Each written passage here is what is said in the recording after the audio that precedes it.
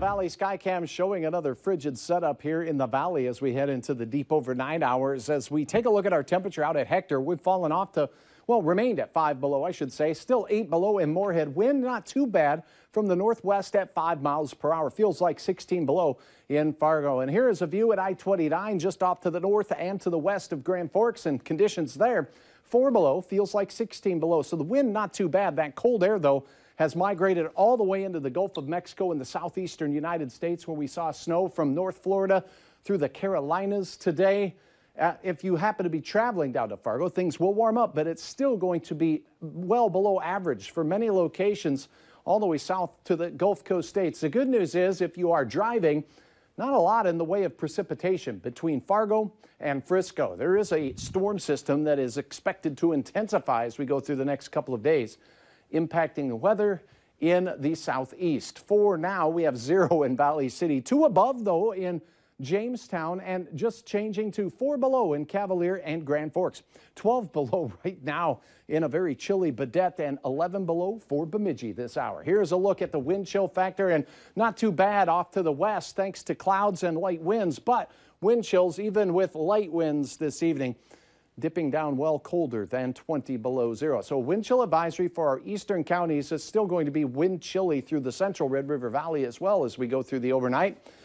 Let's illustrate how things pan out this evening on your hour-by-hour forecast. There will be a better chance of snow from Devils Lake, Rolla, and the Towner County area south through Jamestown as we go through the late evening and overnight hours. In fact, those clouds will limit our cooling there, so morning temperatures near 0 to single digits below 0. But from the Red River and points east, we'll have air temperatures well below 0. We're talking 15 to 25 below, and wind chills in the 30s below for some. So a brutal morning once again to start your Thursday morning. Light and variable winds, clouds pretty persistent off to the west with hit and miss flakes of snow here and there.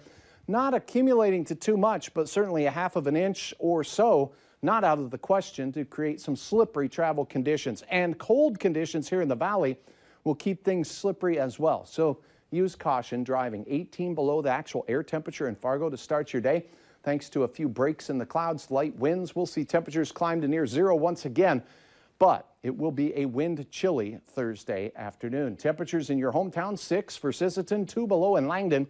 Out to the east is where we'll find the coolest afternoon high temperatures in the single digits below 0 for a brutal close to your Thursday, and it looks colder still for some on Friday. Kristen capturing a beautiful shot of sundogs here.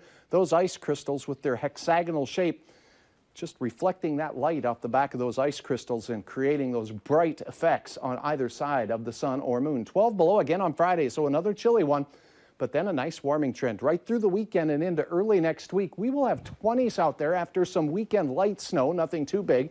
And for you Frisco followers of the Bison, not bad at game time, 50 degrees, but morning temperatures down around freezing. So they will even be feeling the effects of this in Texas still. Dress in layers, grab a jacket, shed it later in the evening. And horns up. There you go. All right, Thanks, you bet.